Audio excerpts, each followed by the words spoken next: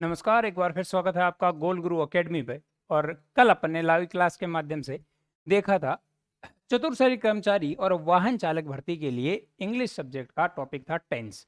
वो अपन पढ़ रहे थे तथा अपन ने प्रेजेंट टेंस जो था वह पूरा कर लिया था। आज कुछ लोगों की क्वेरी थी कि सर सवाल किस प्रकार से पूछे जाएंगे, तो अपन देखते हैं कि किस प्रकार के सवाल आपके जो है एग्जाम में आ सकते हैं। कुछ एक्सरसाइज जो है उनको अपन पूरा करते हैं।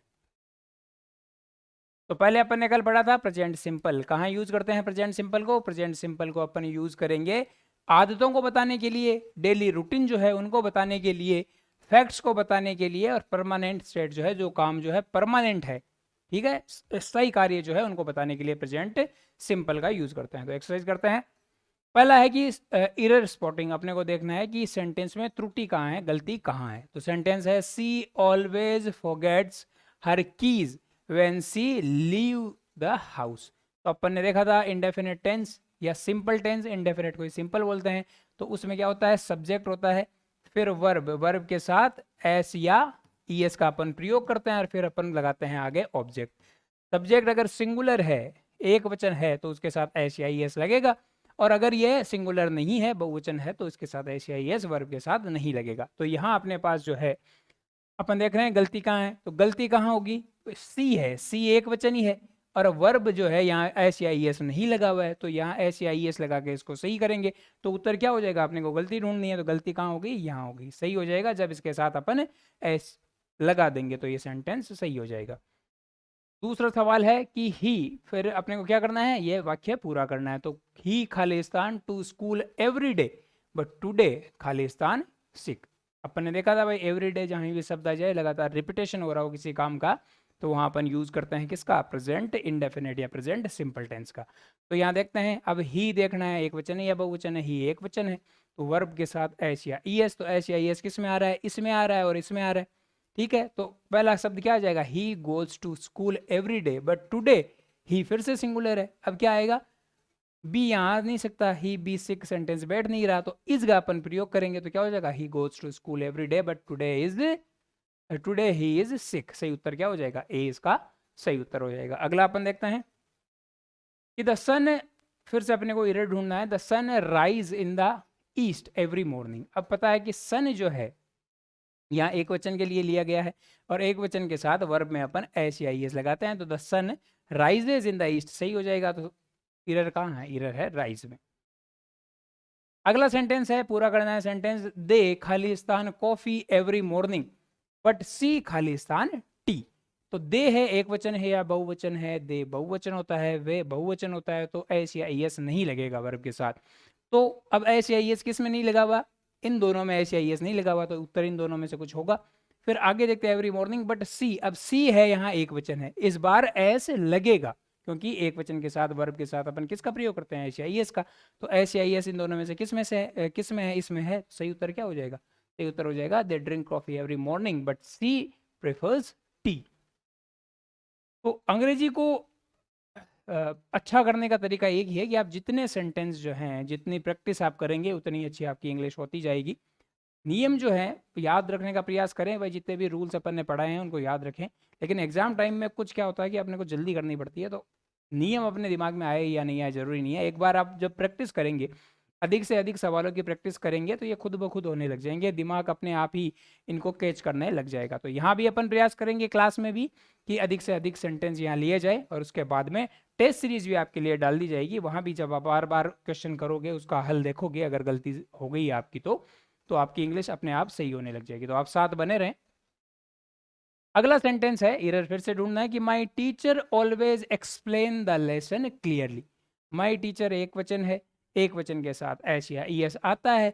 यहाँ वर्ब एक्सप्लेन है, एक्सप्लेन में एस लगाया हुआ नहीं है, तो गलती कहाँ हो जाएगी? गलती हो जाएगी किस में? इसमें एस लगाते ही ये सही हो जाएगा। अगर यहाँ एस होता तो सेंटेंस बिल्कुल सही होता। तो गलती कहाँ है? ऑलवेज एक्सप्लेन में।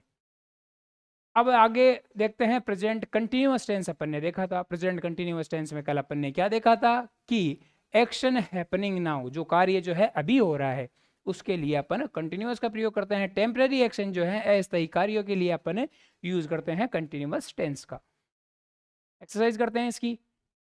तो पहली एक्सरसाइज है कि I am write a letter to my friend right now. अपन ने कंटिन्यूअस सेंटेंस देखा था कि पहले आता है सब्जेक्ट, फिर आती है अपने पास हेल्पिंग वर्ब, उसके बाद क्या आएगा, उसके बाद वर्ब में आईएनजी आ जाएगा और उसके बाद में आएगा ऑब्जेक्ट। तो सब्जेक्ट अपने पास क्या था, सब्जेक्ट है आई के साथ हेल्पिंग वर्ब एम बिल्कुल सही है, लेकिन वर्ब अपने पास जो राइट है उसमें आईएनजी नहीं लगा हुआ। अगर सेंटेंस में राइटिंग लिखा हुआ होता तो ये बिल्कुल सही हो जाता, लेकिन यहाँ नहीं है, इस कारण इरर जो है वो क्या हो जाएगा, ए में यहाँ इरर आ जाएगा। अगला अपन देखते हैं, अगला सेंटेंस है सी खालिस्तान द रूम वाइल ही, खाली दिया हुआ है द डिशेस।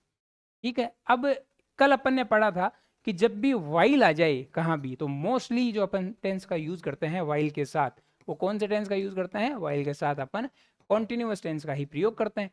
तो अब देखना है कि कॉन्टिन्यूअस टेंस यहाँ कौन सा है, कॉन्टिन्यूअस टेंस क्या होगा, या तो इसमें हो रहा है पहले या इसमें आ रहा है, यानी कि इन दोनों में से कोई उत्तर है। तो सी इज क्लीनिंग द रूम, ठीक है, उसके साथ साथ वो क्या कर रहा है, ही इज, दोनों काम साथ ही चल रहे हैं, वर्तमान में चल रहे हैं, तो इसके साथ भी इज आएगा। दोनों में इज कहाँ है, बी में है, तो सही उत्तर अपना हो जाएगा B, she is cleaning the room while he is washing the dishes.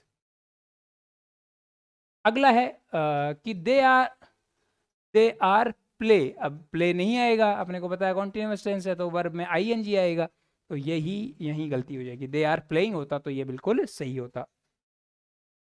अगला है why you so much noise right now. तो वाई के साथ कौन सी हेल्पिंग वर्ब, आर आ जाएगी, फिर वर्ब में आईएनजी, तो ये बिल्कुल सही बैठ रहा है, why are you making so much noise right now. अगर यहाँ राइट नाउ नहीं होता, जहां भी राइट नाउ आ जाता है तो अपने को पता है इसका अपन यूज करते हैं, भाई वर्तमान में कार्य हो रहा है तो कंटिन्यूस हो जाता है।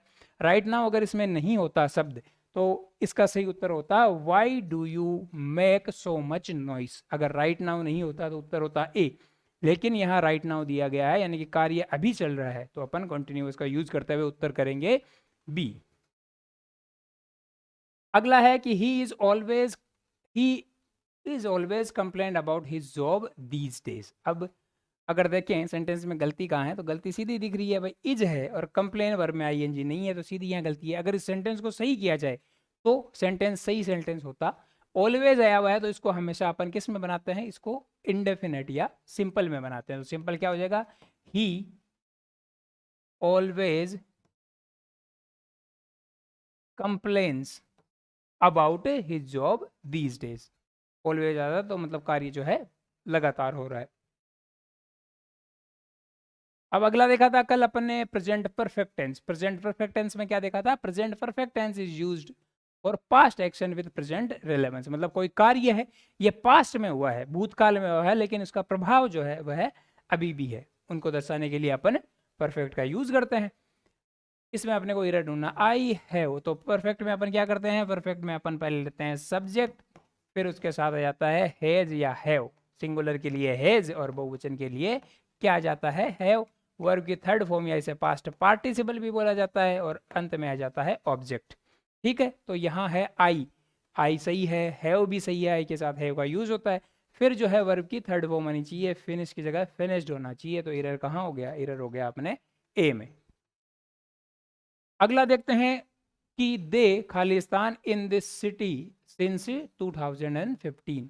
यह इस शहर में रह रहे हैं, प्राचीन से रह रहे हैं, पास्ट से रह रहे हैं और अभी तक रह ही रहे हैं, यानी कि प्राचीन पास्ट से काम शुरू किया है, भूतकाल से काम शुरू किया है और वर्तमान में भी जारी है। तो कौन सा टेंस आएगा, टेंस आता है परफेक्ट टेंस। तो परफेक्ट टेंस कहाँ है, परफेक्ट टेंस सी में है, सीधा उत्तर हो गया अपने पास, they have lived in this city since 2015।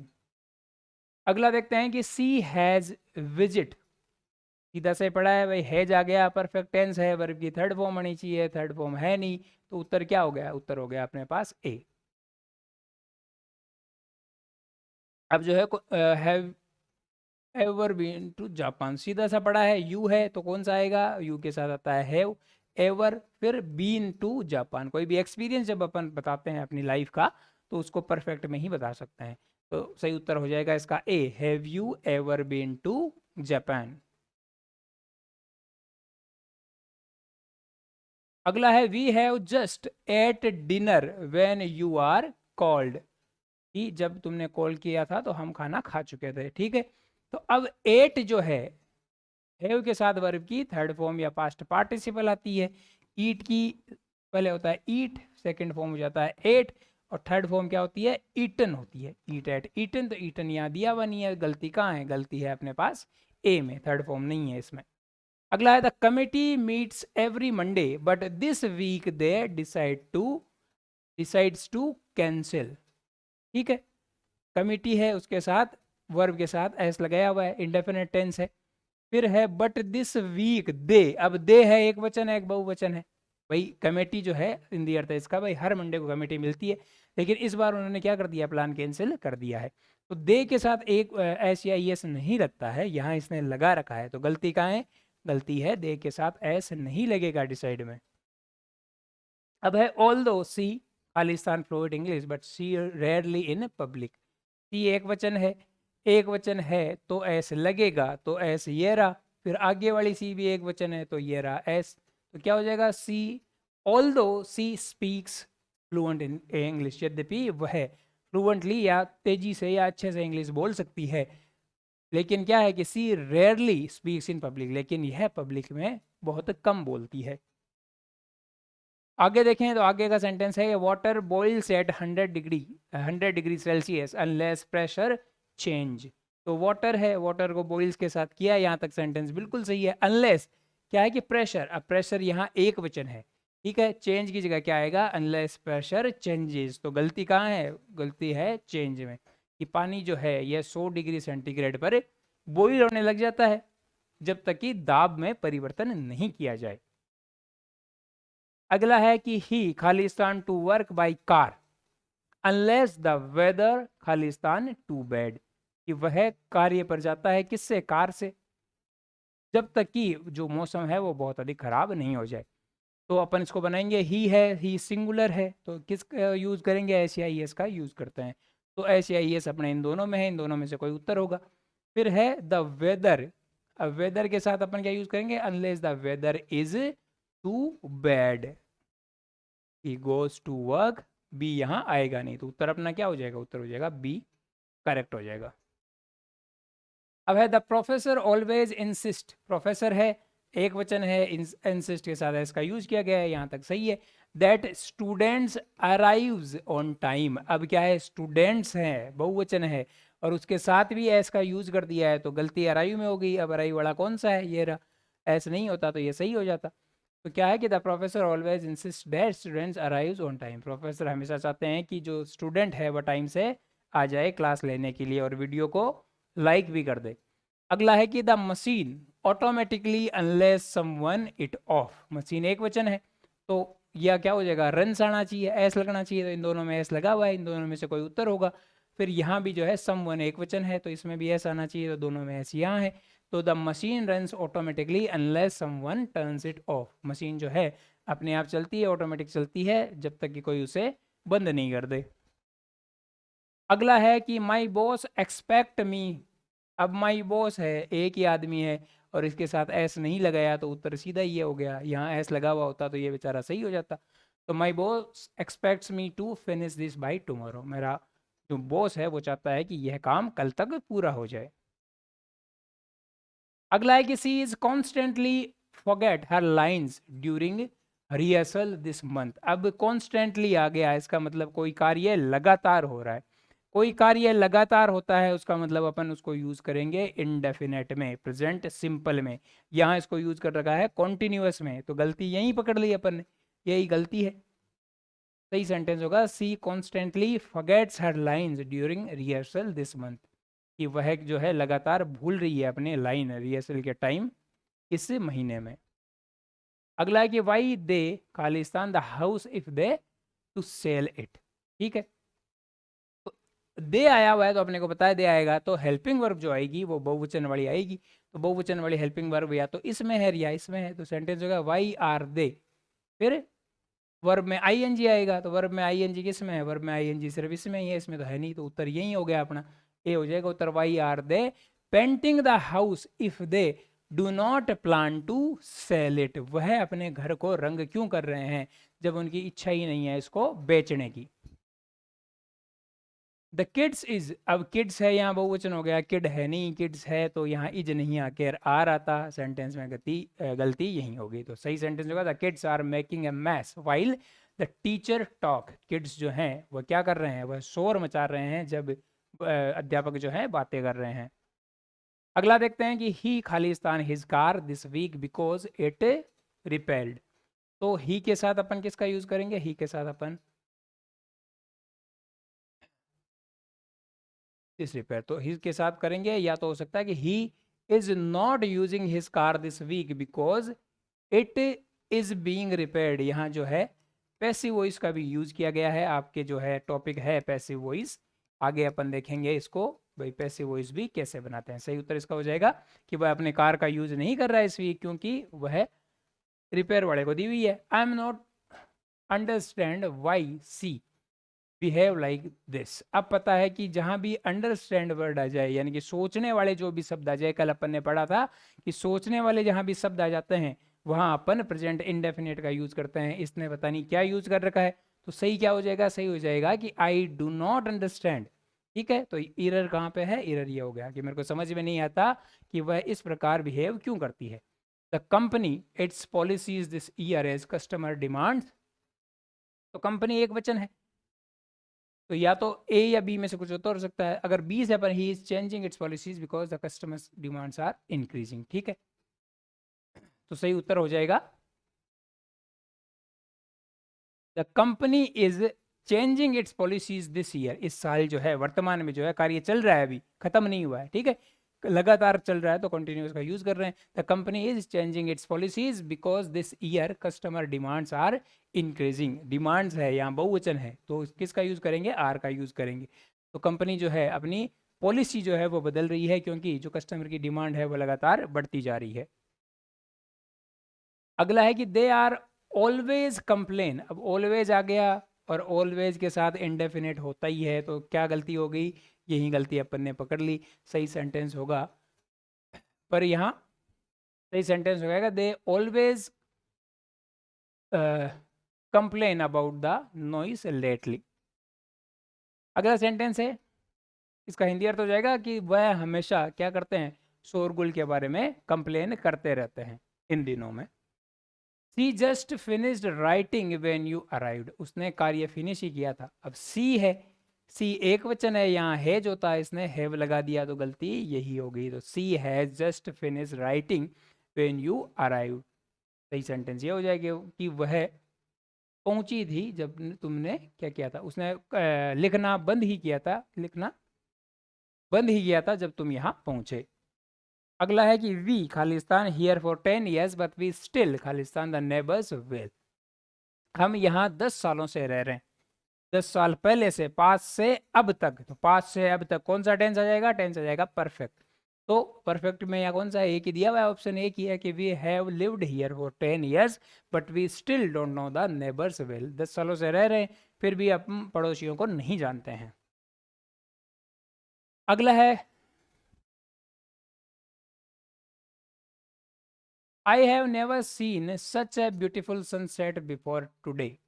ठीक है, इसमें इरर अपने को देखना है। I have never see verb के हैव के साथ परफेक्ट टेंस में थर्ड फॉर्म यूज होती है सी, फिर सेकंड फॉर्म हो जाती है सॉ, थर्ड फॉर्म हो जाती है सीन। अगर सीन आता तो ये सही हो जाता, सीन नहीं आया हुआ तो इरर किस में है, सी वाले में है कि मैंने इतना ब्यूटीफुल सनसेट जो है आज से पहले कभी नहीं देखा था। They have been waiting for the bus since an hour, वह बस का जो है वेट कर रहे हैं 1 घंटे से। यहाँ बहुवचन है, हैव आता, इसने हैज का यूज किया है। अगर यहाँ हैज की जगह हैव लगा दें तो सेंटेंस सही हो जाता है। अब थोड़े से डिफिकल्ट क्वेश्चन भी देख लेते हैं। कुछ इस प्रकार के आपके सवाल आएंगे, लेकिन हो सकता है कि भाई पेपर का स्तर अगर थोड़ा सा बढ़ा दे तो किस प्रकार के सवाल पूछे जाएंगे। तो पहला है कि करेक्ट सेंटेंस बताना है इन चारों में से सही सेंटेंस कौन सा है। तो पहला सी ऑलवेज कंप्लेन, यहाँ एस नहीं आया हुआ, इसके साथ क्या आना चाहिए, एस आना चाहिए। सी सिंगुलर है, इंडेफिनेट में वर्ब के साथ एस या ई एस आता है, तो पहला सवाल पहला सेंटेंस जो है वह गलत है। She is always complaining about her workload. ठीक है, यहाँ ये सेंटेंस सही हो सकता है। अगला देखते हैं कि सी हैज ऑलवेज कंप्लेन, हैज के साथ वर्ब की थर्ड फॉर्म आती, ये भी गलत है। She always has complaint about her workload. अगर अपन देखें तो ऑलवेज के साथ वैसे कॉन्टिन्यूअस नहीं होता है, लेकिन ऑलवेज अगर यहाँ होता तो ये सेंटेंस भी सही हो सकता था, इसका फॉर्मेशन सही नहीं हो रखा।